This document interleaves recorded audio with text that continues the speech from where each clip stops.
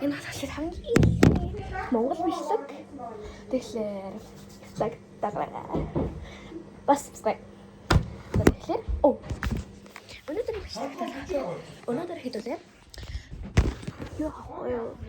Фидget board харуулна.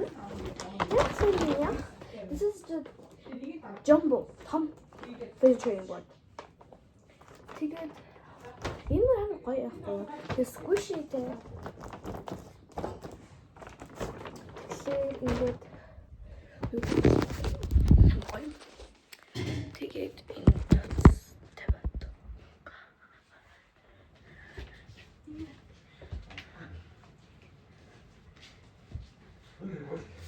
ямар бүжиглэх дуртай. Банана.